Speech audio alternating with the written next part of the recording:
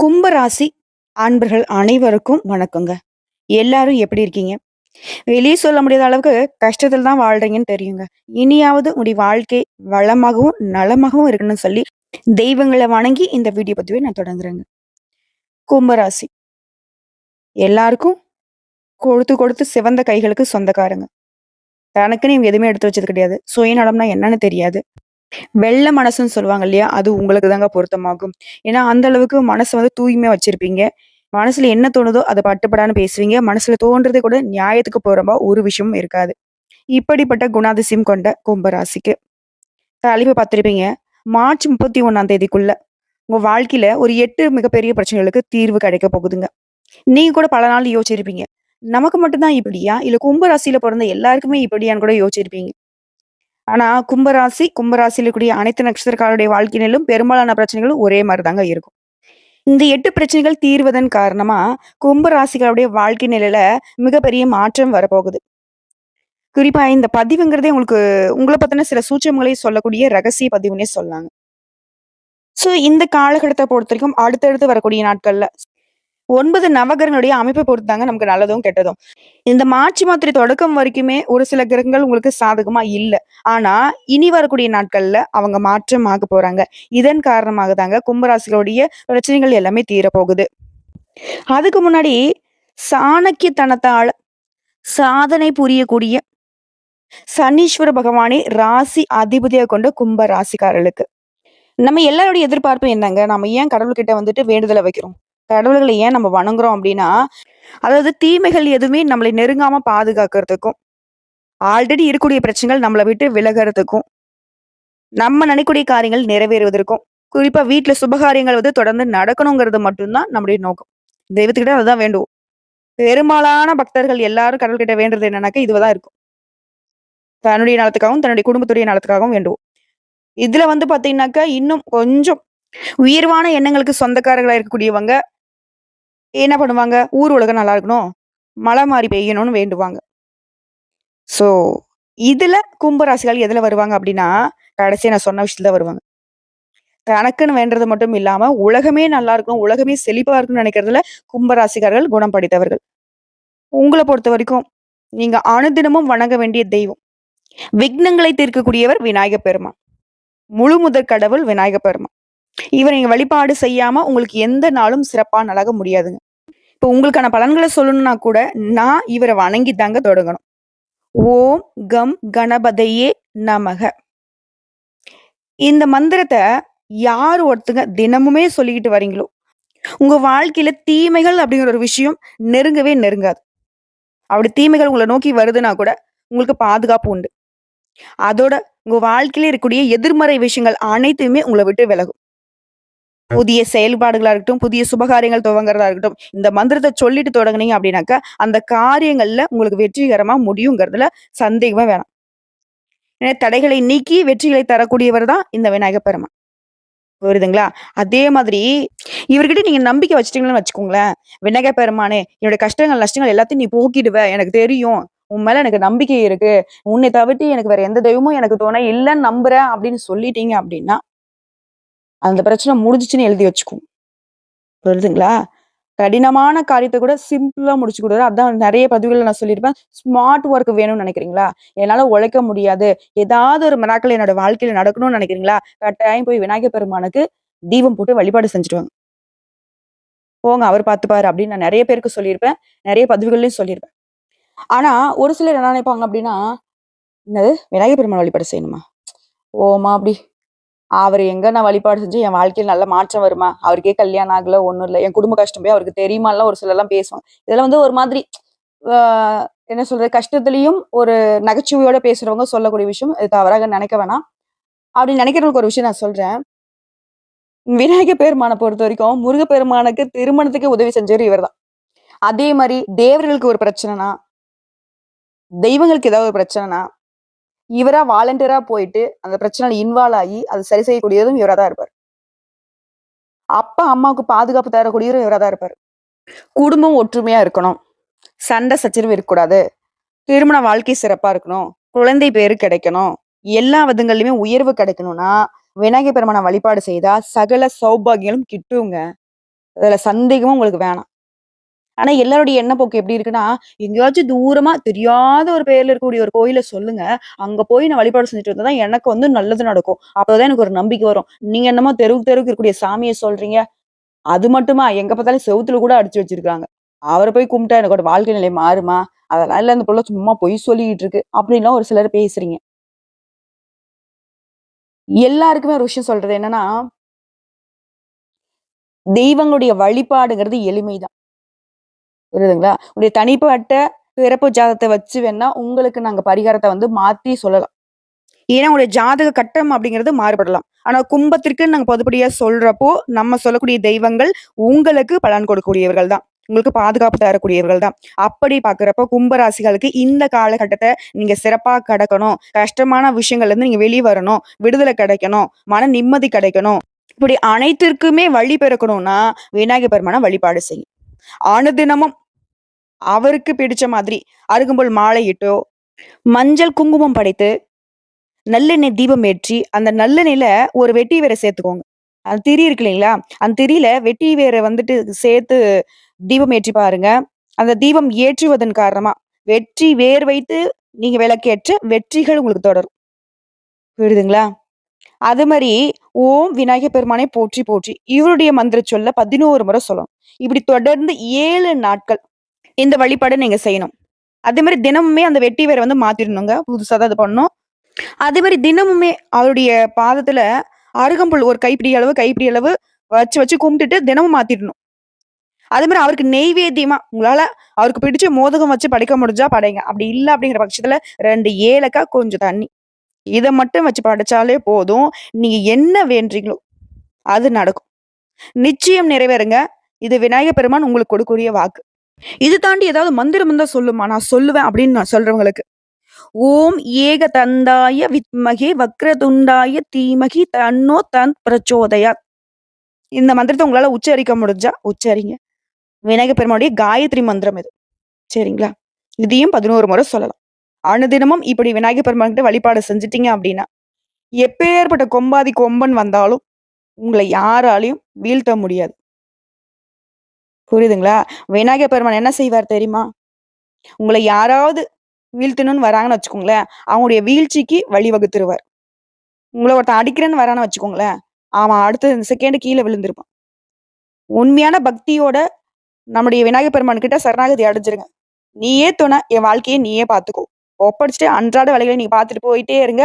நடக்கிறது எல்லாம் நல்லதே. கெட்டது வந்தாலும் அது விலகி ஓடும். கும்பராசிய பொறுத்தவரைக்கும் விநாயகர் பெருமானே துணை. சரி, இப்ப கும்ப ராசிக்கான பலன்கள் பார்க்கலாமா? அடுத்தடுத்து வரக்கூடிய நாட்கள்ல எங்களுக்கு ஒரு நல்ல வெளிச்சம் வரும்னு நீ சொல்லியிருக்க. நல்ல ஒரு மாற்றம் வரும்னு சொல்லியிருக்க. என்னோட பிரச்சனைகள்லாம் தீரும்னு சொல்லியிருக்க. எப்படிம்மா நீ எனக்கு பலன் சொல்லுவ? கும்பராசி எடுத்துனாக்க எத்தனையோ கோடான கோடி பேர் இருப்பாங்க. எங்கேயோ பொறந்து, எங்கேயோ வளர்ந்து, ஏதாவது ஒரு பேர்ல, ஏதாவது ஒரு ஊர்ல வாழ்ந்துட்டு இருப்போம். எங்க ஜாதகம் உனக்கு தெரியுமா? எப்படி நீ எங்களுக்கு பலன் சொல்லுவ அப்படின்னா, கும்பராசி, அவிட்டம் நட்சத்திரம் 3ஆம் பாதம், 4ஆம் பாதம், சதய நட்சத்திரம், பூரட்டாதி நட்சத்திரம் 1ஆம் பாதம், 2ஆம் பாதம், 3ஆம் பாதம். உங்களுக்கு எல்லாருக்குமே என்னால பொது பலன்கள் சொல்ல முடியும். ஏன்னா, கும்ப ராசிய பொறுத்து ராசியில எந்தெந்த கிரகங்கள் எங்கெங்க உட்கார்ந்துருக்காங்க, அதை பொறுத்து நான் பலன் சொல்லிடுவேங்க. மேக்ஸிமம் நம்ம சொல்லக்கூடிய விஷயங்கள் தான் உங்களுக்கு பொருத்தமாகும். கிரகநிலை. ராசிய பொறுத்தவரைக்கும் சூரிய பகவான், அவர்களுடைய சனீஸ்வர பகவான் உங்களுடைய அதிபதி. சூரிய பகவான் யாரு? நவகிரகங்களுடைய தலைவன். இவங்க 2 பேருடைய கூட்டணி. உங்களுக்கு சாதகமா, பாதகமா? அதே மாரி தன, வாக்கு, குடும்ப ஸ்தானத்த பொறுத்தவரைக்கும் புதன் பகவான், சுக்கிர பகவான், ராகு பகவான். இவங்க 3 பேருடைய கூட்டணி உங்களுக்கு சாதகமா, பாதகமா? அடுத்து சுகஸ்தானத்த பொறுத்தவரைக்கும் குரு பகவான். பஞ்சமஸ்தானத்த பொறுத்தவரைக்கும் செவ்வாய் பகவான் இருக்காரு. அவரும் வக்ரகதியில இருக்காரு. அடுத்து அஷ்டமஸ்தானத்த பொறுத்தவரைக்கும் ராகு பகவானுடைய தம்பின்னு சொல்லக்கூடிய அளவுக்கு நிழல் கிரகம், பாம்பு கிரகம்னு சொல்லக்கூடிய கேது பகவான் வலம் வராரு. இதை பொறுத்து. உங்களுக்கு இருக்கக்கூடிய 8 பிரச்சனைல பிரச்சனை. எத பண்ணாலும் அது நமக்கு கெட்டதா வரும். நம்ம நல்லதுன்னு போவோம். அது கெட்டதா வந்திருக்கும். அப்படி நமக்கு ஒரு நல்லதே நடக்காதான்னு நெனச்ச உங்களுக்கு இனி எல்லா வகைகள்லயுமே எல்லாமே நன்மையை உண்டாக்கும். இந்த கும்பராசிக்காரங்க எவ்ளோ கஷ்டம் வந்தாலும் சரி, "உடு இதுவும் நல்லதுக்கே. இவ்வளவுதானா உன்னால கொடுக்க முடியும் கடவுளே. போதுமா இன்னைக்கு இவ்வளோ என்ன சோதிச்சது." அப்படின்லாம் ஒரு சில நேரங்கள்ல மனசு வெறுத்து பேசியிருப்பீங்க. கவலைப்படாதீங்க. இந்த வருத்தங்களுக்கெல்லாம் வெளிச்சம் பொறந்துருச்சு. விஷயம் சரியாயிடுச்சா? 2வது விஷயம், எப்ப பாரு மத்தவங்களுக்கு உதவி செய்யக்கூடிய உங்களுக்கு சொல்லுவாங்க. இவனுக்கே 1008 கஷ்டம். இவன் வந்துட்டா மத்தவங்களுக்கு உதவி செய்யலாம் பேசியிருப்பாங்க. அப்பயும் அந்த மத்தவங்களுக்கு உதவி செய்றது தான் மன திருப்தி அப்படிங்கிறத உணர்ந்து 10 பேர்ட்ட பிச்சை எடுத்துனா கூட உதவி செஞ்சிருப்பீங்க. இப்படிப்பட்ட குணம் படைத்த உங்களுக்கு, மத்தவங்களுக்கு உதவி செய்யக்கூடிய அளவுக்கு உயர்வான நிலை கடவுள் கொடுக்குறாங்க. இத்தன நாளா மனசுல நினைக்கிறீங்க மத்தவங்க உதவி செய்யணும், உதவி செய்யணும். ஆனா நீங்க உதவி செய்யக்கூடிய அளவுக்கு உங்க கையில வருமானம் இருக்கும். தாராளமா உதவி செய்யுங்க. உங்களுடைய மதிப்பும், மரியாதையும் இப்போ உயரப் போகுது. அடுத்து 3வது விஷயம். உடல் உழைப்பு அதிகமாகும். அதுக்கேற்ற அங்கீகாரம் இல்ல. உழைப்புக்கேற்ற வருமானம் இல்ல. நானும் எவ்வளவுதான் உழைக்கிறது? ஒரு பைசா கூட கையில நிக்க மாட்டுது. இப்படி இருந்த குடும்பத்துடைய நிலை, இனி உங்களுடைய உடல் உழைப்புக்கு தகுந்த மாதிரி உயர்வு இருக்கும். உழைப்புக்கு ஏற்ற அங்கீகாரம் இருக்கும். உழைப்புக்கு ஏற்ற வருமானம் இருக்கும். சரிங்களா? 3வது பிரச்சனை சரியாகுது. அதே மாரி எது செஞ்சாலும் சரி, குறிப்பா சுபகாரியங்கள் நடத்துறதுக்கு ரொம்ப போராட்டம் பண்ணிட்டு இருக்கீங்க. கடைசியில சுபகாரிய பேச்சுவார்த்தை எடுத்தாலே போதும் சண்டை சச்சரவு வரும். மனஸ்தாபம் வரும். இப்படி இருந்த நிலையில, இனி வரக்கூடிய நாட்கள்ல வீட்ல சுபகாரியங்களுக்கான பேச்சுவார்த்தைகள் சுமூகமா நடக்கப் போகுது. இனி உங்களுக்கு வரக்கூடிய செலவுகள் எல்லாமே சுப செலவுகளாக மாறப்போகுது. 4வது சொந்தமா தொழில் பார்க்குறோம், வியாபாரம் பார்க்குறோம் அப்படின்னாக்கா, அதுல நெறைய போட்டி பொறாம இருந்திருக்கும். நம்ம இந்த தொழில மூடிட்டு போறக்கூடிய அளவுக்கு நெருக்கடிகள கொடுத்திருப்பாங்க. அந்த தொழில்ல வியாபாரத்துல இருந்த நெருக்கடிகள் இப்ப மறையுதுங்க. வியாபாரம் பெருகும். போட்டிகள் மறையுது. அடுத்து உத்தியோக பணிகள்ல இருக்கிறவங்க. கடினமான பணிகளை செய்வீங்க. அந்த கடினமான வேலைக்கு தகுந்த மாதிரி பதவி உயர்வும், சம்பள உயர்வும் கட்டாயம் கிடைக்கும். அதே மாரி உங்களுடைய முயற்சிகளுக்கு ஏற்ற வெற்றி உண்டு. அடுத்து வண்டி வாகனம் மாத்துவீங்க. புதுசா வீடு கட்டுறதுக்கான யோகம் இருக்கு. சொத்து சேர்க்கைக்கும் வாய்ப்பு இருக்கு. அடுத்த குடும்பத்த பொறுத்தவரைக்கும், குடும்பம்னா கும்பத்திற்கு உசுரு. குடும்பத்த தாண்டி எதையுமே யோசிச்சது கிடையாது. அப்படியே குடும்பத்துல அமைதி இருக்கும். கணவன் மனைவிக்கிடையே மனஸ்தாபங்கள் நீங்கி ஒற்றுமை பலப்படும். பெண்கள பொறுத்தவரைக்கும் ஒரு விஷயத்துல கவனமா இருக்கணும். அடுத்தவங்கள நம்பி எந்த ஒரு பொறுப்பையும் நீ ஏற்கக்கூடாது. அடுத்தவங்க சொல்றதையும் நம்பக்கூடாது. இத தவிர்த்துடணும். அடுத்த கலைத்துறையில இருக்கிறவங்க, விருந்து கேளிக்கை நிகழ்ச்சிகள்ல கலந்து கொள்வீங்க. அது அரசியல் துறையில இருக்கீங்க அப்படின்னாக்கா, ஆன்மீக பயணம் போவதுல விருப்பம் உண்டாகும். மாணவர்கள பொறுத்தவரைக்கும் படிப்புல ஆர்வம் கூடும். இருந்தாலும் கவனமா பாடங்கள படிங்க. விளையாட்டு போக்க கொஞ்சம் குறைச்சுக்கோங்க. ஸோ இதெல்லாம் உங்களுக்கு சாதகமான இடங்களா? நீங்க கொஞ்சம் கவனமா இருக்கக்கூடிய இடங்கள்னு பார்த்தோம்னாக்கா, உங்களுக்கு நல்லாவே தெரியும். இது வீண் விவகாரம்ன்ட்டு. அதாவது மத்தவங்களுடைய விஷயத்துல தலையிடாமல் இருக்கிறது தான் சொல்றேங்க. அத விட்டு விலகி நிக்கிறது ரொம்ப நல்லது.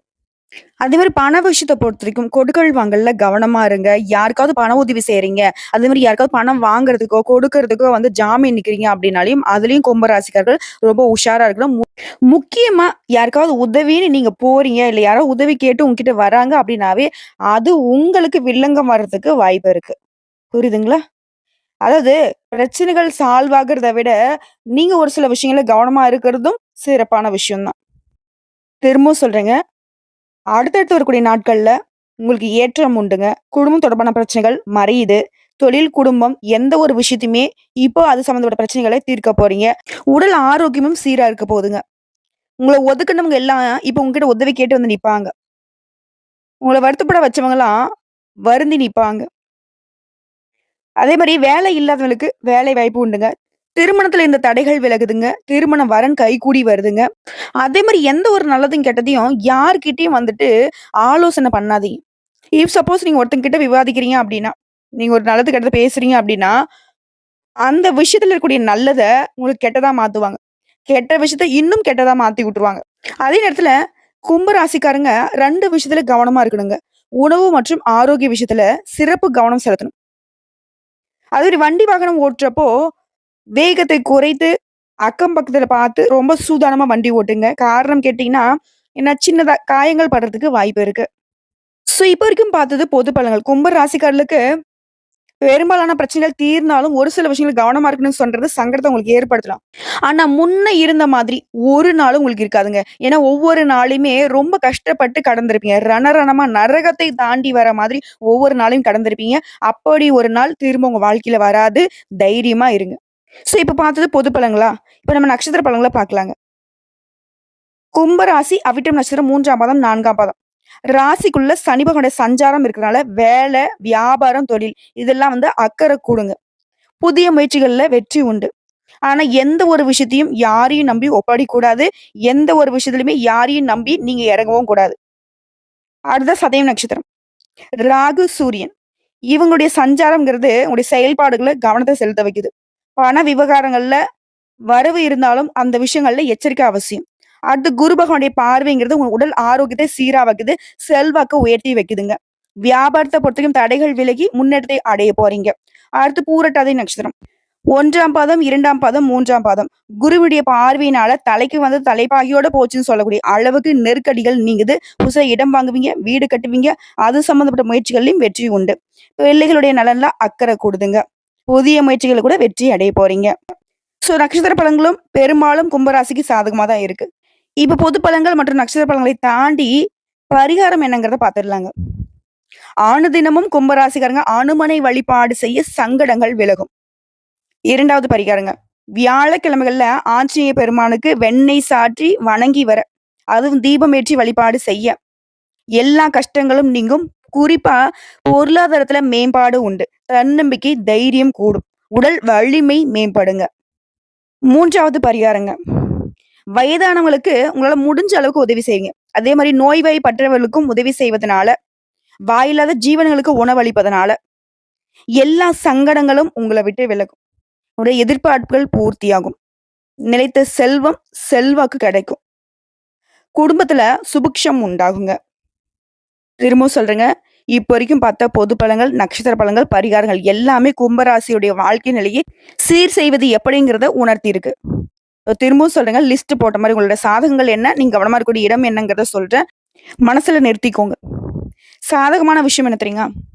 சுக்கிர பகவானும், குரு பகவானுடைய பார்வையும் உங்களுக்கு சிறப்பா இருக்கு. இதனால தொழில், வியாபாரம் பார்க்குறவங்களுக்கு லாபகரமா இருக்க போகுது. புதுசா வீடு வாங்குறது, நிலம் வாங்குறது, சொத்து சேர்க்கைக்கும் வாய்ப்பு இருக்கு. அதே மாரி ஆரோக்கிய குறைபாடுகள் நீங்குது.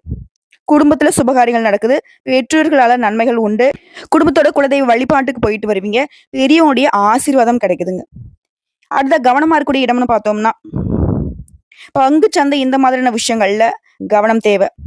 அதுவும் அதிகமா முதலீடு பண்றீங்க அப்படின்னாக்க யோசிச்சுக்கோங்க. ஏன்னா நஷ்டம் ஏற்படுறதுக்கு வாய்ப்பு இருக்கு. அதே மாரி மேல் அதிகாரிகளால அழுத்தம் வரும். வேலைய விட்டு போயிடலாங்கிற எண்ணம் கூட தோணும். ஆனா, அந்த இடத்துல தான் நீங்க ரொம்ப கவனமா இருக்கணும். அதே மாரி முன் கோபத்த குறைச்சுக்கணும். அவசர முடிவு எடுக்கிறத சுத்தமா விட்டுடணும். யாரையும் நம்பக்கூடாது. இத மட்டும் கும்பராசிகள செஞ்சுட்டீங்கன்னா, உங்களுக்கு ஒரு குறையும் வராது. வந்த துன்பமும் சரி, வரக்கூடிய துன்பமும் சரி, விலகி நிக்கும்.